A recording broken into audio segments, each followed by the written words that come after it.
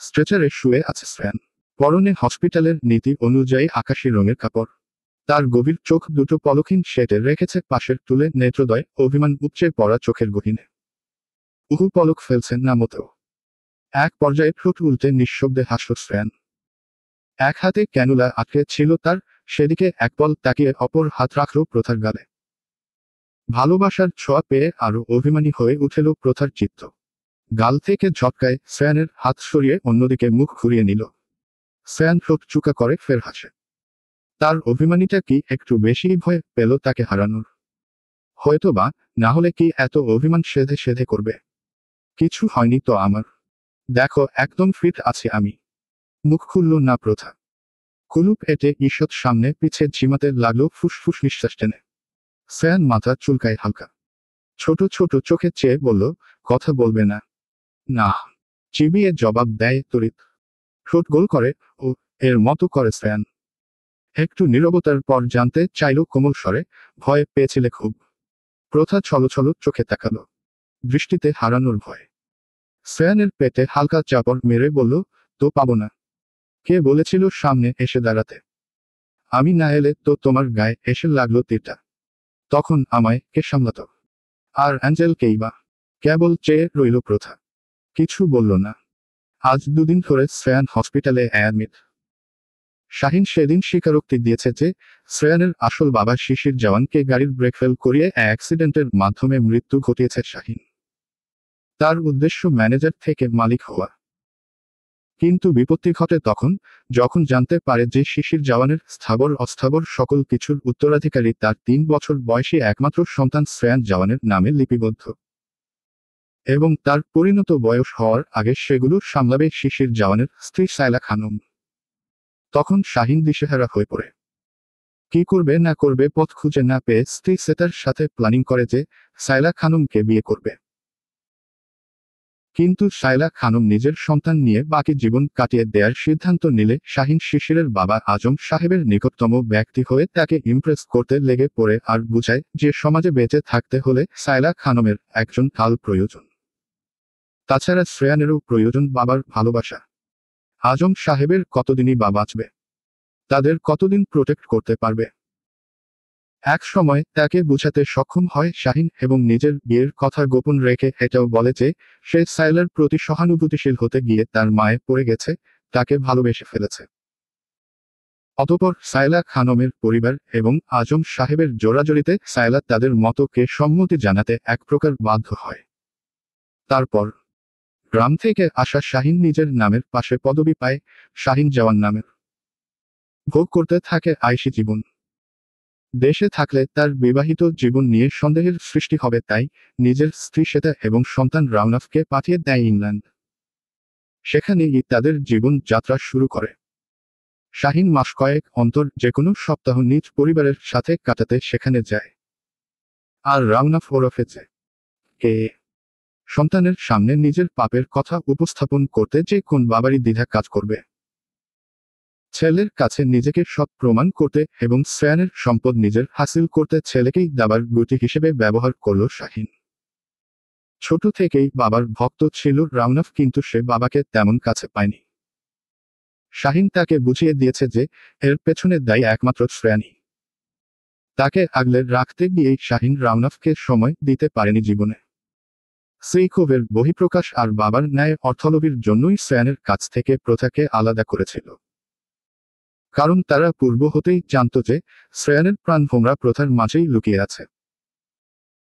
তার কাছ থেকে প্রথা হারিয়ে গেলে যেমন সে আপন জন আছে জেনেও তাকে ছুঁয়ে দেখতে না পারার কষ্ট উপলব্ধি করবে, তেমনি তার জন্য ভেঙে পড়ে নিজেকে ব্যবসার কাছ থেকে গুটিয়ে নেবে। এতে এক তীরে দুই পাখি মরবে। কিন্তু প্রথা যাওয়ার পর তাদের প্ল্যান ফল করে। শ্রেয়ান নিজেকে গুটিয়ে নেয়ার বিপরীতে আরও ব্যবসায় নিজেকে ডুবিয়ে রাখল। পরিপক্ক হয়ে উঠল দ্বিগুণ। সমস্ত সত্যি যখন সামনে প্রকাশ পেল, দিকবিদিক ভুলে গিয়েছিল যেন শায়লা। হামলে পড়েছিল শাহিনের উপর। এত বড় প্রতারণা, অভিনয়।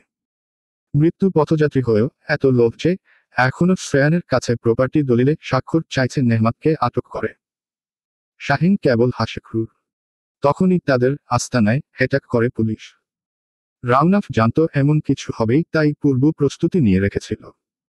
কিন্তু পুলিশের দ্বিতীয় টিম যখন আক্রমণ করল তখন তারা দিশা হারিয়ে ফেলে। স্যান নিজেও হতভম্ব ছিল। সে তো এক টিমের সাথেই কানেক্ট ছিল, তাহলে দ্বিতীয় ফোর্সকে কে ইনফর্ম করল? পরে অবশ্য জানতে পারে যে নিলিশার সাহায্য নিয়েই তারা এন্ট্রি নিয়েছে।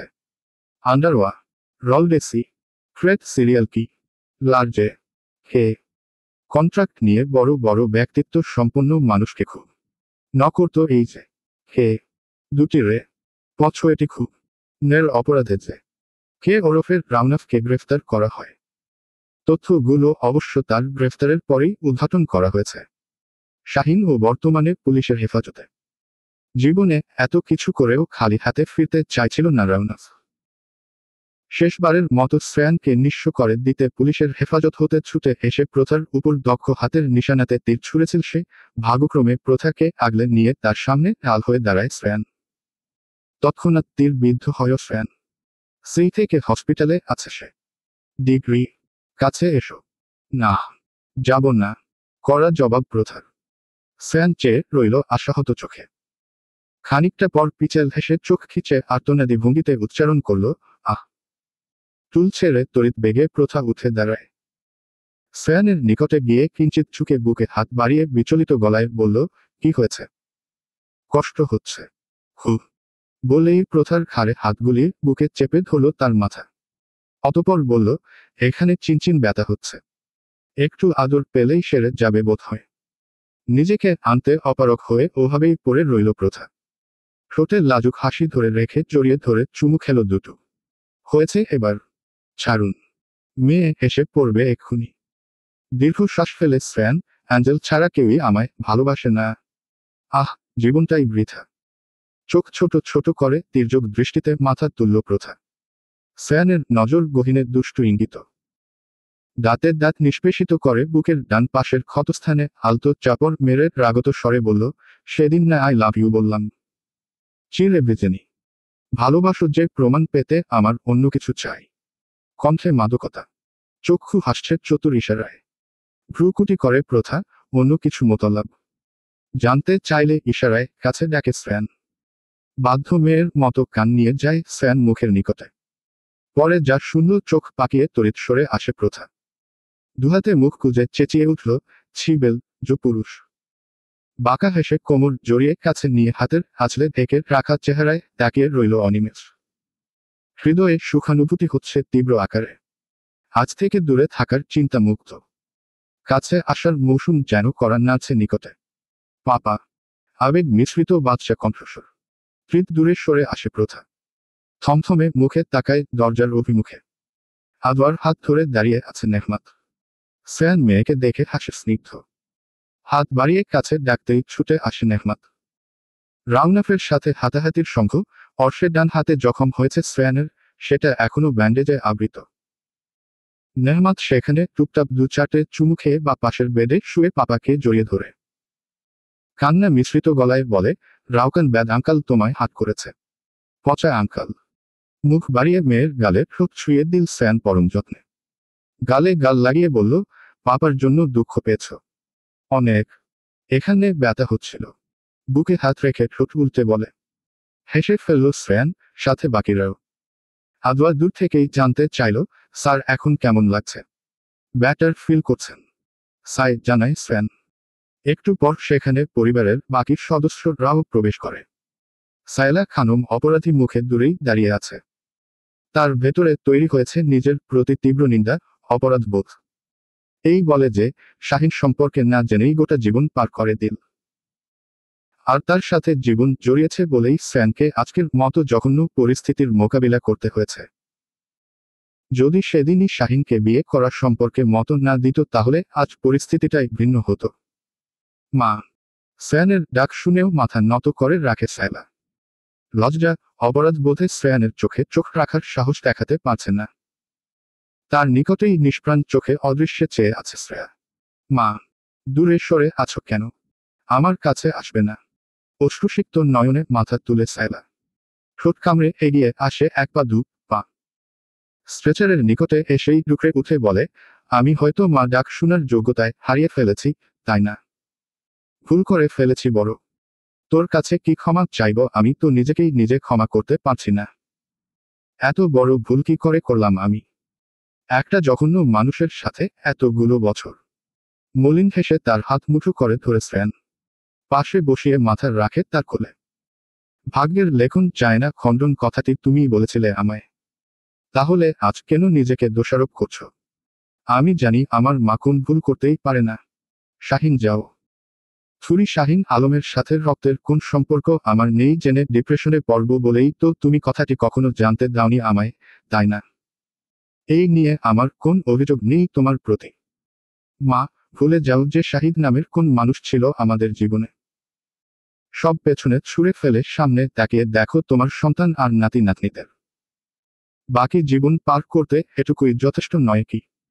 অশ্রুসিক্ত চোখে উপর নিচ মাথা নাড়ে সায়লা। ছেলের মাথায় হাত রাখে আলতো। দূর থেকে মলিন হেসে শ্রেয়া একবার রুমময় নজর বুলিয়ে দৌড়ে চলে যায় দরজার দিকে। শ্রেয়ান ডাকে পেছনে থেকে, অথচ সে সারা দিল না আজ। শাহাদ আসে কিছুক্ষণ পর। নীলিশা মাথা নিচু করে করিডোরেই দাঁড়িয়ে রো। ভেতরে প্রবেশ করার সাধ্য তার কুলাচ্ছে না। কি করেই বা ঢুকবে? মুখ আছে কোন ড্যাশ ড্যাশ। দীর্ঘ 15 দিন পর আজ শ্রেয়ানকে ছেড়েছে হসপিটাল থেকে। এখন সে প্রায় সুস্থ। শুধু বুকের ডান পাশের তীরবিদ্ধ স্থানের ঘা এখনো সম্পূর্ণ শুকায়নি। এই যা। শ্রেয়ানের সাথে পা মিলিয়ে আজ প্রায় 5.5 বছর বাদে জওয়ান বাড়িতে পা রাখল প্রথা। এখানে কত স্মৃতি জড়িয়ে আছে তাদের ভালোবাসার দম্পতি জীবনের। কত হাসি, কান্না, অভিমান, অভিযোগ মিশে আছে আনাচে কানাচে। প্রথার একে একে মনে পড়তে লাগলো হেবাড়িতে কাটানো মুহূর্তগুলো। স্মৃতিরা চোখের সামনে এসে ভিড় জমিয়ে উঠল। মনে হানা দিল বাড়ি ছেড়ে চলে যাওয়ার শেষ মুহূর্তের দৃশ্যপট। বাড়ির বাইরে পা রাখার আগ মুহূর্তে শ্রেয়ানের মুখশ্রীটা একবার দেখার বড্ড তৃষ্ণা পেয়েছিল তখন, কিন্তু রাগ, ফ্রি না, ক্ষোভের জন্য নিজের চাওয়াকে ধামা চাপা দিয়ে শ্রেয়ানের মায়া কাটাতে পারি জমিয়েছিল অধরায়। সেদিন মনে জড়ো হয়েছিল শ্রেয়ানের নামে আকাশসম্ভ্রী না অভিযোগ, অথচ আজ সেসবের রেশটাও নেই। বরং সেদিনের ঘটনাগুলোয় বিচরণ করলে হৃদয়ের ভেতর থেকে বেরিয়ে আসছে আফসোস আর দীর্ঘশ্বাস। এক হাতে শ্রেয়ানের বাহু জড়িয়ে দূরে দৃষ্টি নিক্ষেপ করে প্রথা। নেহমাত যেন বিশাল আকাশের এক খণ্ড চাঁদ হাতে পেয়েছে। চোখে প্রফুল্লতা, কণ্ঠে উচ্ছ্বাস নিয়ে ফিহা ফাইজার সাথে দৌড়ঝাঁপ করছে দিকশূন্য। কখনো কখনো পাপাকে এসে আদর দিয়ে যাচ্ছে টুপটাপ, আবার কখনো মা কে জড়িয়ে আলিঙ্গন করছে কোমল হাতে। কখনো বা দিদুনের সাথে কথা বলছে, আবার শ্রেয়ার কাছে ছুটে যাচ্ছে। পরিবারের এত সদস্য দেখে নেহমাত সত্যিই মহাখুশি। Dash dash. রাত প্রায় 11টা। ড্রয়িং রুমে আসর বসেছে সবার। পরিস্থিতি থমথমে। অশ্রুভেজা চোখে বসে আছে নীলিশা। চোখে হতাশার সাথে আরো কিছু একটা আছে, হয়তো লুকায়িত কোন কষ্ট। শ্রেয়ান চেয়ে আছে গম্ভীর অথচ কঠিন চোখে। উপস্থিত আছে সায়লা খানম, শাহাদ, প্রথা, শ্রেয়া, ফাইজাও। ঠোঁটে ঠোঁট চেপে ক্ষণকালের নীরবতা ভেঙে শ্রেয়ান শীতল গলায় জানতে চাইল, কেন করেছ এমন? কোন ক্ষোভের বহিঃপ্রকাশ? কি বা লাভ হলো? চোয়াল শক্ত করে চুপ থাকলো নীলিশা। অধৈর্য হয়ে পড়ে শাহাদ তেরে এসে বলল, আজও চুপ? মুখে কুলুপ এঁটেছ নাকি? ভাইয়ের সাথে এমন বাজে খেলা কেন খেলেছ? অ্যান্সার দাও কুইক। নীলিশা চেঁচিয়ে উঠল কান্নারত গলায়, হ্যাঁ। শ্রেয়ানের কাছ থেকে প্রথাকে দূরে সরাতে আমি যে কে কে হেল্প করেছি, এতে আমার ক্ষোভ মিটেছে। শান্তি পেয়েছি শ্রেয়ানকে কষ্ট পেতে দেখে। কিন্তু কেন? তোমার কোন ক্ষতি করেছি বলে তো আমার মনে পড়ে না। শ্রেয়ান ভ্রু গুটিয়ে স্বাভাবিক সুরেই বলল। নীলিশা তাকায় শক্ত চোখে, ক্ষতি করনি তুমি।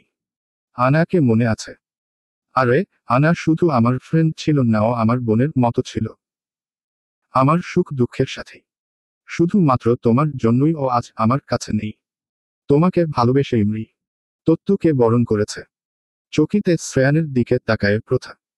দৃষ্টিতে অসংখ্য প্রশ্নের ঝড়। শ্রেয়ান হতবাক হয়ে তাকিয়ে রক্ষণকাল।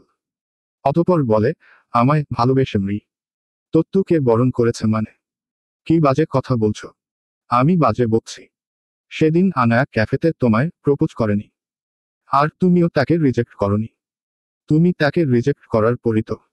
বলতে বলতে কেঁদে উঠে নীলিশা। আমি ওকে অ্যাকসেপ্টই বা কি করে করতাম? যেখানে প্রথাকে আমি ভালোবাসি সেখানে আনায়াকে কিভাবে মেনে নিতাম? ফট করে মাথা তুলে নীলিলা বলে ওঠে, তাই বলে শাস্তি হিসেবে মৃ তত্ত্ব। সেখানেই বা আমার দোষ কোথায়? আমি ওকে সেদিন স্পষ্টতই জানিয়েছিলাম যে আমি প্রথা নামের কাউকে ভালোবাসি। তার জায়গায় আনা কেন পৃথিবীর কাউকে বসানো সম্ভব নয়? এরপর আমার বাকি কথা শুনলই না, ছুটে বেরিয়ে গেল ক্যাফে থেকে। দিকবিদিক নাচে ছুটেছিল, আর তখনই সামনের লরি তাকে ধাক্কা দিয়ে রাস্তায় ফেলে দিল। আর সেখানেই স্পটগাছ একটু থেমে বলল, অসাবধানতায় ছুটার জন্য ওর মৃত্যু হয়েছিল। সেখানে কি আদৌ আমার কোন প্রকার হাত ছিল? ছিলই তো। তোমায় ভালোবেসেই ওর এমন হয়েছে। তুমি ওকে রিজেক্ট না করলে ব্যাপারটা অন্য রকম হতো। তাই সেদিন থেকেই আমি ঠিক করে নিয়েছি, তোমাকে ভালোবাসার মতো ভুল করেই আমার বোনের মৃত্যু হয়েছে। তাই তোমার ভালোবাসা কেউ সফল হতে দেব না আমি। প্রথা মেয়েটাকে তোমার কাছ থেকে আলাদা করে বুঝিয়ে দেব আপনজন হারালে বেদনা কেমন। যে কের মাধ্যমে আমার আশা পূরণ হয়ে গেল। আর এ প্রথা তো তাও পৃথিবীতে ছিল, শ্বাস নিচ্ছিল কোন এক প্রান্তে। কিন্তু আনা, ও তো আমার কাছে নেই। বাড়িতে যখনই তোমাদের দুজনকে একসাথে হাসি মুখে দেখতাম তখনই চোখের সামনে আনার তা তো দেহটা ভেসে উঠত আমার সামনে। তখন আমার কেমন লাগতো একবার ভেবে দেখো। নির্বাক চোখে চেয়ে রইল সকলে। শ্রেয়ান দীর্ঘশ্বাস ফেলে মাথা নিচু করল একবার। চোয়ালে হাত বুলিয়ে মলিন হেসে বলল, মনে এত ক্ষোভ পুষে রেখে আমার সাথে হাসি মুখে কথা বলতে। বলেই তপ্ত শ্বাস নিল। নীলিশা চুপ মেরে রইল। প্রথা বলে উঠল, যে কে যখন অ্যাটাক করেছিল, হয়তো নিঃস্ব নয়তো তত্ত্ব দিত আমাদের। তোমারও প্রতিশোধ নেওয়া হয়ে যেত, তাহলে শেষে পুলিশ ফোর্সকে কেন ইনফর্ম করেছিলে? নীলিশা মলিন চোখে তাকায়। মাঝে মাঝে আমারও অপরাধ বোধ কাজ করত। মনে হতো হয়তো আনার ভাগ্যটাই এমন ছিল, কিন্তু পরক্ষণে যখন তোমাদের হাসিখুশি দাম্পত্য জীবনের কথা মনে ভেসে উঠত তখন ক্ষোভে ফেটে উঠত হৃদয়। মনে হতো আমার বোনকে রে তোমরা সুখে সংসার করছো। সেই মুহূর্তে অপরাধ বোধ উধাও হয়ে তৃপ্তি আসত মনে। কিন্তু সেদিন চোখ বেয়ে অনর্গল জল গড়িয়ে পড়ছে তার। দূরে দাঁড়িয়ে থাকা ফাইজার দিকে আঙুল তাক করে বলে, সেদিন শাহাদ আমার সাথে রাগারাগি করে বেরিয়ে যাওয়ার পর ফাইজা গিয়েছিল আমার কাছে। আমার বাচ্চাটা কেঁদে কেঁদে বলছিল, আমরা তোমায় অনেক ভালোবাসি মা, প্লিজ তুমি ভালো হয়ে যাও, তোমাকে খারাপ দেখতে ভালো লাগে না। সত্যি কথা বলে দিয়ে ছোট মা কে ফিরিয়ে আনো। বাবা সত্যিটা যেখানে জেনে গেছে নিশ্চয়ই তোমায় শাস্তি দিবে। আমরা তোমাকে ছাড়া কিভাবে থাকবো মা? বাবা তো বলে গেছে চাচ্চু ছোট মার উপর কোন আছে আসলে তোমায় ডিভোর্স দিয়ে দেবে। আমি টিভিতে দেখেছি ডিভোর্স মানে আলাদা হয়ে যাওয়া। ভাঙা গলায় বলতে বলতে হুহু করে কেঁদে উঠল নীলিশা। সকলে একবার ফাইজার দিকে তাকিয়ে আবার নীলিশার দিকে তাকায়। মুখ চাওয়াচাওয়ি করে একে অপরের। শাহাদ নিচের দিকে চেয়ে আছে কঠিন চোখে। নীলিলা বসা থেকে উঠে দাঁড়ায়। প্রথার সামনে এসে মাথা ঝুঁকিয়ে বলে, আমিও আমার সন্তানদের ভালোবাসি কিন্তু ভুল করেছি না। এসবের মাঝে তোমারই বেশি ক্ষতি করেছি। আমায় যা শাস্তি দেবে মাথা পেতে নেব আজ। মুখের সামনে দুহাত জোর করে বলে। প্রথা বাকরুদ্ধ হয়ে আছে। নির্বোধ তাকায় শাহাদের দিকে। তখনই শাহাদ বলে উঠে, আদৌ ঠান্ডা মাথায় কখনো ভেবেছিলে তোমার বোনের তত্ত্বতে ভাইয়ের কোন হাত ছিল কিনা? আর কি যেন বলছিলে? ওদের আলাদা করে আপনজন হারানোর বেদনা উপলব্ধি করাতে চাইছিলে, রাইট? তাহলে তো সেটা তোমাকেও উপলব্ধি করতে হবে। ভুল করেছ তুমি, আর শাস্তি একটাই, ডিভোর্স। কোন বাচ্চা পাবে না। ওরা আমার কাছেই থাকবে। ডুকরে কেঁদে ওঠে নীলিশা। কথা বলার ভাষা খুঁজে পেল না, তবুও শাহাদের কাছে গিয়ে বলে, এত বড় শাস্তি দিও না প্লিজ। অন্য কোন আপনজনের অনুপস্থিতি উপলব্ধি করতে এটাই তোমার প্রাপ্য শাস্তি। দীর্ঘ শ্বাস ফেলে শ্রেয়ান এগিয়ে আসে ভাইয়ের দিকে। কাঁধে হাত রেখে বলে, ছেড়ে দাও না ভাই। যা হওয়ার তা হয়ে গেছে। দেখো ফাইজা বেবি কাঁদছে বাবার কথা শুনে। শাহাদ তাকালো মেয়ের দিকে। সত্যিই সায়লার পেছনে লুকিয়ে কাঁদছে মেয়েটা। ধক করে উঠল শাহাদের বাবা চিত্ত। কিন্তু নীলিশার তো শাস্তি প্রাপ্য। এত বড় ভুল করে পার পেয়ে যাবে। এত বড় অপরাধের শাস্তি কি হতে পারে? আহ ভাই, দুটো নিষ্পাপ বাচ্চা রেখে ডিভোর্স কোন শাস্তি হতে পারে না। আর তাছাড়া ভাবি তো নিজের ভুল বুঝতেই পেরেছে, তাই না? শেষের কথাটি নীলিশার দিকে চেয়ে বলতেই তড়িৎ উপর নিচ মাথা নেড়ে সম্মতি জানায়। তুই বলছিস এ কথা? মৃদু হাসে শ্রেয়ান। প্রথার দিকে চেয়ে বলে, এত দিন পর আমার পাঁজরগুলোকে ফিরে পেয়েছি আমি। তাদের সাথেই শান্তিতে থাকতে চাই। আশপাশের কোন ভাবনা আপাতত নেই। তবে হ্যাঁ, দ্বিতীয়বার আমার ভালোবাসা কিংবা কারো কোন আঘাত হানতে চাইলে ছেড়ে দেব না কাউকে। সোজাপু তে ফেলবো। মনে থাকবে। নীলিলার উদ্দেশ্যে বলতেই নির্বোধ চেয়ে খাড় কাত করে মেয়েটা। শ্রেয়ান উঠে দাঁড়ায় আসন ছেড়ে। প্রথার দিকে একবার কোমল চোখে চেয়ে সিঁড়ির অভিমুখে যেতে গিয়েও পাজরা থামিয়ে দেয় শ্রেয়ার দিকে নজর পড়তেই। মেয়েটার মুখ শুকিয়ে গেছে অনেকটা। মুখে মলিনতার ছোঁয়া। চোখের নিচে কালি পড়েছে। শাহসাব ভ্রু গুটিয়ে নেয় শ্রেয়ান। বোনের সামনে বসে হাঁটু গেড়ে বসে নরম স্বরে জানতে চাইল, কি অবস্থা করেছিস নিচের? কোন সমস্যা? নিষ্প্রাণ চোখে তাকায় শ্রেয়া। দুদিক মাথা নাড়িয়ে বলে, কিছু না। মুখে হাত রেখে বোনের সম্পূর্ণ চেহারায় নজর বুলিয়ে নিল শ্রেয়ান। মজার ছলে বলে, দা আনার্সকে ভালোবাসিস কথাটি পরিবারকে জানাতে হিম্মত জুটাতে না পেরে ডিপ্রেশন ভুগেই কি চেহারার এই অবস্থা করেছিস? একটু মমতা মাখা সুর পেয়েই ছলকে উঠল শ্রেয়ার মন। ভাইয়ের হাতের উপর হাত রেখে শব্দ করে কেঁদে উঠল মেয়েটা। বিচলিত হয় শ্রেয়ান। তার সাথে বাকিরাও তাকায় প্রশ্নাতীত চাহনিতে। এই পাগ লের মতো কাঁদছিস কেন? কে কি বলেছে ভাইকে বল। আমি আজও মানতে পারছি না যে ওই জঘন্য মানুষটা আমার বাবা।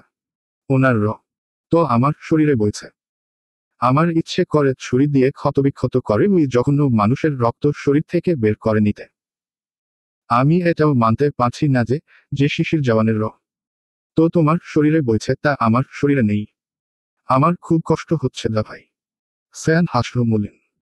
বলল, বাবার রক্ত বইছে না তো কি হয়েছে, মার রক্ত তো বইছে। পাগ লি বনু আমার। এই সামান্য বিষয় নিয়ে চেহারার এই হাল করেছিস।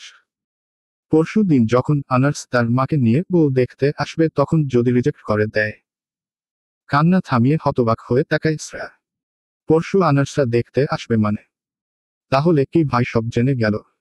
আর যেন এসব নিয়ে কথা না উঠে বাড়িতে।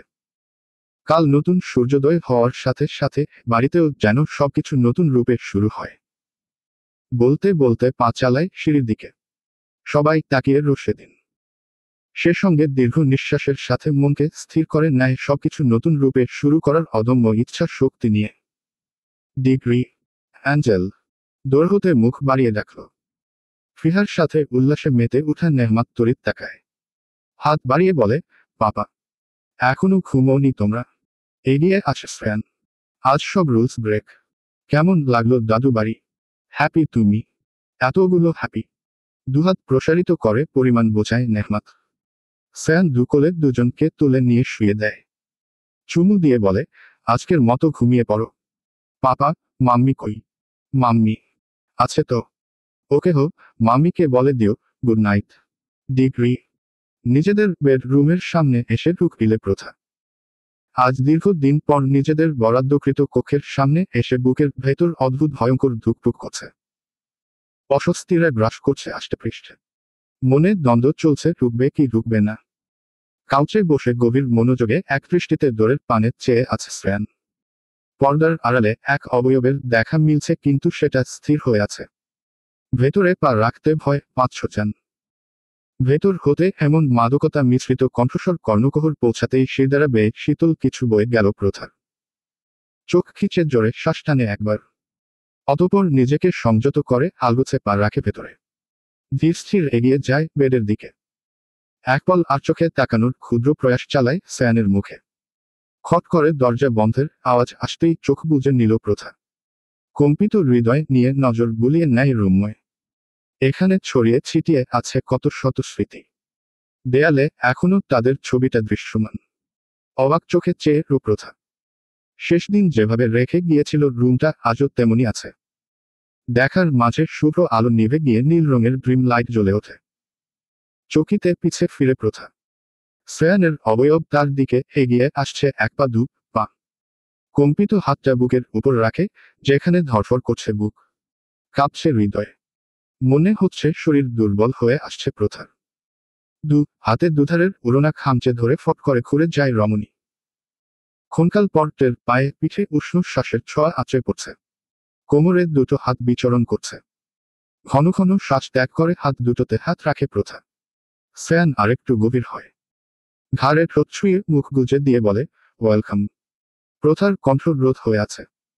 ভারী নিঃশ্বাসের শব্দ ছাড়া কিছু শোনা যাচ্ছে না আপাতত। কিছুক্ষণকে টে যাওয়ায় পর শ্রেয়ান বলে উঠে কোমল গলায়, আজ শান্তি মতন এক লম্বা ঘুম দিতে চাই, ডোন্ট ডিস্টার্ব। প্রথার কণ্ঠ রোধ হয়ে আছে। ভারী নিঃশ্বাসের শব্দ ছাড়া কিছু শোনা যাচ্ছে না আপাতত। কিছুক্ষণকে টে যাওয়ায় পর শ্রেয়ান বলে উঠে কোমল গলায়, আজ শান্তি মতন এক লম্বা ঘুম দিতে চাই, ডোন্ট ডিস্টার্ব। কথা শেষে প্রথাকে নিয়েই শুয়ে পড়ে বেডে। হতচকিত প্রথা বলে উঠে, আমার ফ্রেশ হওয়া প্রয়োজন। ওয়াশরুম। বাকিটা শেষ করার আগেই ঠোঁট জোড়া শ্রেয়ানের আয়ত্তে চলে যায়। চেষ্টা করেও শব্দ বার করতে পারেন না রমণী। দীর্ঘ চুম্বনের পর প্রথার অধর ছেড়ে গলায় মুখ ডুবিয়ে দেয় শ্রেয়ান। নিঃশ্বাসের পাল্লা ভারী হয়ে আসছে প্রথার। হাতে শ্রেয়ানের পিঠের দিকে খামচে ধরতেই আহ শব্দ করে উঠল। তড়িৎ হাত আলগা করে নিল প্রথা। বিচলিত গলায় বলল, হ্যাঁ, ব্যথা দিয়েছি ফেলেছি। ঘাড়ে ভেজা চুমু দিয়ে শ্রেয়ান নেশাতুর সুরে বলে, কোন ব্যাপার না, যান। ডিগ্রি। অন্ধকার রুমে অনবরত অশ্রু বিসর্জন দিচ্ছে নীলিশা। শ্রেয়ান তাকে ছেড়ে দিলেও সাহাদ তাকে ক্ষমা করেনি। রাতেই বেরিয়ে গেছে বাড়ি ছেড়ে। নীলিশা তাকে হাতজোড় করেছিল না যেতে, কিন্তু সে শুনেনি। শেষে না পেরে পা জড়িয়ে ধরেছিল মানবী। এতেও সাহাদের মন গলেনি। তাকে সম্পূর্ণ অগ্রাহ্য করে চলে গিয়েছে হসপিটালে। বাড়ির অনেকেই দেখেছে সেই দৃশ্যপট, তবে কেউ কিছু বলেনি। নীলিশাও ভোগ করুক না কিছু কষ্ট, ক্ষতি কি? সবাই যদি ক্ষমা করে দেয়, শাস্তি দিবে কে? Dash dash. কেটেছে দিন। মাঝে প্রথার কোম্পানি থেকে ফিরে যাওয়ার অর্ডার এসেছিল। প্রথাও শ্রেয়ানকে ভয় দেখানোর অজুহাতে ফিরে যেতে ব্যাগপত্র গুছিয়ে নিয়েছে, কিন্তু শেষ পর্যন্ত প্রথার হয়ে শ্রেয়ান নিজেই রেজিগনেশন লেটার পাঠিয়ে দিয়েছে ইমেইল করে। রমণীর সাধের চাকরির রফা দফা করে ছেড়েছে শ্রেয়ান। ডিগ্রি। আজ শ্রেয়াকে আংটি পরিয়ে গেছে আনার্সের মা সহ আরও কিছুজন এসে। সাথে এসেছিল আনার্স নিচেও। তার বন্ধু স্বরূপ সাহাদও এসেছে তাদের সাথে, আবার ফিরেও গেছে। নীলিশা চেয়েছিল তার সাথে কথা বলতে, কিন্তু বারবার অপারগ হয়েছে। আজকাল নীলিশা চুপচাপই থাকে। বাড়ির সবার সাথে ঠিক তেমন একটা কথা বলে না। হয়তো লজ্জায়, অপরাধ বোধে। প্রথা অবশ্য সবকিছু ভুলে তার সাথে সুন্দর মার্জিত ব্যবহার করে। রাত প্রায় 12টা ছুঁই ছুঁই। অফিস থেকে মাত্রই ফিরেছে শ্রেয়ান। গায়ের সাদা শার্টের উপর ব্ল্যাক কোট। মা মেয়ের রুমে একবার উকি দিয়ে নিজের রুমের দিকে অগ্রসর হয়। গলার টাই টিলে করে দোর খুলে কক্ষে প্রবেশকালে পা জোড়া থমকে যায় তার। চোখ পাকিয়ে তাকিয়ে রোজ সামনের দৃশ্যপটে। চোখ সেটে আছে তার ড্রেসিং টেবিলের সামনে দাঁড়িয়ে থাকা রমণীর উপর। দৃষ্টি স্থির রেখে দোর লক করে দেয় শ্রেয়ান। শুষ্ক ঢুকে গেলে সামনে চেয়ে থেকে জিহ্বা দিয়ে ঠোঁট ভিজিয়ে নেয় বার কয়েক। লাল রঙের পিনপিনে পাতলা শাড়িতে আবৃত প্রথা। লম্বা গলা বিশিষ্ট ব্লাউজ। শাড়ির উপর থেকে অনেক কিছুই দৃশ্যমান। চুলগুলো ছেড়ে দেয়া কাঁধের এক পাশে। মুখে হালকা প্রসাধনী, কিন্তু ঠোঁটে টকটকে লাল লিপস্টিক। প্রথাকে আবেদনময়ী পূর্ণ রমণীর মতোই দেখাচ্ছে। ইতোমধ্যেই ঘাম জমতে শুরু করেছে শ্রেয়ানের কপাল জুড়ে। ঘাড়ে গলায় স্লাইড করতে করতে এক পা এগিয়ে যায় শ্রেয়ান। আয়নায় শ্রেয়ানের গতিবিধি লক্ষ্য করে ঠোঁট কামড়ে মৃদু হাসছে প্রথা। শ্রেয়ান গায়ের কোট খুলে সোফায় ছুঁড়ে মারল। দৃষ্টি আয়নার প্রতিবিম্বে নিস্তব্ধ রেখেই প্রথার পেছনে গিয়ে দাঁড়ায়। দৃষ্টি মিলিত হয় দুজন। শ্রেয়ান চেয়ে অপলক। নেশা ধরে যাচ্ছে তার। এই বুঝি নিঃশ্বাস আটকে এলো। গলাটাও শুকিয়ে আসছে, পানি ফেলে ভালো হতো। প্রথা ঠোঁট কামড়ে চোখ নামিয়ে নিয়ে চুলে হাত বুলায়। শ্রেয়ান ধীরস্থির হাত উপরে তুলে ব্লাউজের ফিতে খুলে দিতেই চোখ বুজে নিল প্রথা। পিঠে শ্রেয়ানের উষ্ণ শ্বাস বাড়ি খাচ্ছে। শাড়ি খামচে ধরে রমণী। পিঠে অনুভব করে শ্রেয়ানের ঠোঁটের বিচরণ। নিঃশ্বাসের উপর নিঃশ্বাস উঠছে তার। হৃদয়ে আন্দোলন হচ্ছে চরম হারে। ভেতর যন্ত্রে সুর উঠেছে টালমাটাল। শ্রেয়ানের হাতদয়ে শাড়ির ফাঁক গলিয়ে প্রথার মেধহীন উদ্রে বিচরণ করছিল যখন, তখন রমণী সহ্য ক্ষমতা হারিয়ে ঘুরে দাঁড়ায় শ্রেয়ানের মুখোমুখি। দুবাহুর শার্টের কলার খামচে ধরে শ্রেয়ানের শ্বাস প্রশ্বাস তখন দুজনেরই এলোমেলো। কোমর জড়িয়ে ধরে কপালে কপাল ঠেকিয়ে চোখ বুজে নেয় দুজন। একসময় চোখ মেলে শ্রেয়ান, দৃষ্টিতে মাদকতা মিশিয়ে দুহাতের আছলে প্রথার মুখ তুলে বৃদ্ধাঙ্গুলি দিয়ে ঠোঁটে বুলিয়ে বলে, ক্যান আই। সম্পূর্ণ করতে না দিয়ে প্রথা নিজেই ঠোঁটে আক্রমণ করে বসে। অত্যাচার্য হয়ে চোখ বড় বড় করেন নেয় শ্রেয়ান। প্রথা তাকে কিস করল, তাও নিজ ইচ্ছায়। অবাক তাকে পেছনে ঠেলে সময়ের সাথে তাল মিলিয়ে ধীরে ধীরে চোখ বুজে নেয়। প্রথার চুলে হাত গলিয়ে আরো নিকটে নিয়ে আসে। মত্ত হয় দুজন গভীর চুম্বনে। এক গভীর চুম্বন শেষে দুজন ক্লান্ত হয়ে কপালে কপাল ঠেকিয়ে ভারী নিঃশ্বাস ত্যাগ করতে ব্যস্ত হয়। শ্রেয়ান প্রথার ইঙ্গিত আন্দাজ করে বলে, আর ইউ শিওর। প্রথা যেন উত্তর দেয়ার অবস্থায় নেই, তবুও যথাসম্ভব মাথা ঝাঁকিয়ে বলে, হু। হট করে তাকে কোলে তুলে নেয়। চারপাশে বিভিন্ন ফুলের গন্ধে মৌ মৌ করছে। বেডে অসংখ্য ফুলের পাপড়ি, তরতাজা পাপড়ি। বেডের উপর প্রথাকে শুইয়ে দিয়ে তার উপর নিজের ভার ন্যস্ত করে শ্রেয়ান। মুখশ্রীতে, ঘাড়ে, বুকে চুমুতে চুমুতে ভরিয়ে দিতে দিতে অস্থির চিত্তে বলে উঠে, আজ একটু বেশি উন্মাদ হয়ে উঠলে জান তুমি সামলে নিও প্লিজ। জবাব হিসেবে শ্রেয়ানকে শক্ত আলিঙ্গন করে প্রথা। উন্মাদের ন্যায় শার্টের বোতাম খুলতে লাগে শ্রেয়ান। আজ ভালোবাসার মানুষের সম্মতিতে শ্রেয়ান সত্যিই উন্মাদ হয়ে যাবে। যন্ত্রণাময় ভালোবাসায় ভরিয়ে দেবে প্রথা নামক অস্তিত্বকে। শ্রেয়ান প্রথার গল্প এখানেই শেষ নয়। হয়তো ভোরের আলো ফুটতেই সূচনা হবে এক নতুন গল্পের। একসাথে হাতে হাত রেখে পাড়ি দেবে বহুদূর। যে পথের গন্তব্য অজানা। ভালো থাকুন তাদের ভালোবাসা। নীলিশা কিংবা যে কের মতো কালো ছায়া না পড়ুক তাদের সংসারে। সমাপ্ত। এমন সুন্দর গল্প পেতে চ্যানেলটি সাবস্ক্রাইবও করুন।